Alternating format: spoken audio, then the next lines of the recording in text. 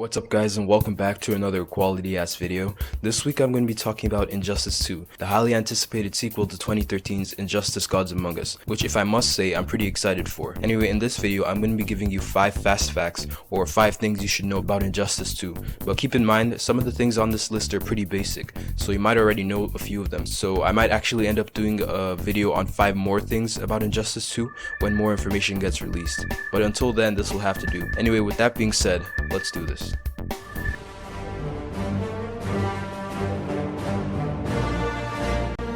Number 5. The plot. Now, Injustice 2 is said to be a continuation of the storyline seen in the previous Injustice game, so this means that it's probably going to follow the comic book storyline where Superman has been defeated, and Batman from the alternate timeline along with his teammates pretty much tried to clean up the mess Superman made after he went apeshit and started a regime. They also have to fight off some of the remaining members from Superman's regime, but in the midst of all of this, a new threat appears. Now, if you want more details on the plot, I'll put a link to the comic book down below in the description because I don't want to give too much away here, so you could just click that and it'll take you to the comic. Number 4. The roster. According to Warner Brothers, this game will feature the biggest roster ever seen in a fighting game. In other words, it's going to have a ton of new characters, such as Supergirl, Deadshot, Atrocitus, Blue Beetle, and more. In addition to that, it's also going to feature some extra characters as DLC. This is great news to me because I'm a pretty big fan of the franchise, but personally, I want to see Static Shock in this game because that sure was my childhood. Number 3. The gear system. The fighting mechanics in this game are going to remain relatively similar to what was seen in the previous game, so we're still going to get the wagers, brutal stage transitions, and the environmental interactions. But in addition to all of that, this game also introduces something new known as the gear system.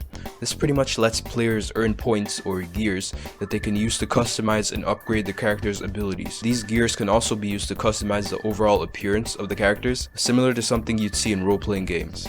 Number 2. The finishing moves. Now, this is just a personal observation of mine from looking at the gameplay reveals, but it looks like this game is going to feature updated versions of each character's finishing move, which are different from what we got in the previous game. Either that or each character has the multiple finishing moves, one being the original from the first game in addition to a new one in this game. But I somehow doubt that that's the case. It just doesn't seem likely, but you never know.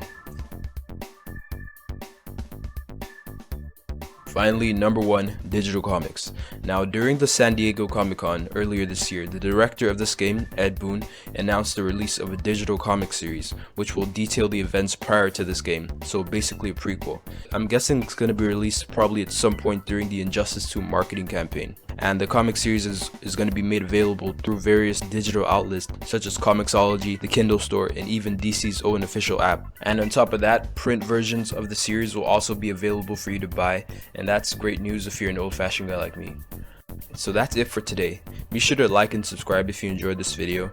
And I know that this isn't much, but like I said before, I'm probably going to do another video on this topic once the game actually comes out next December. So yeah, that's it. Anyway, you can check out some of my other videos which I'll link below, and be sure to support this channel on Facebook, Twitter, and Patreon.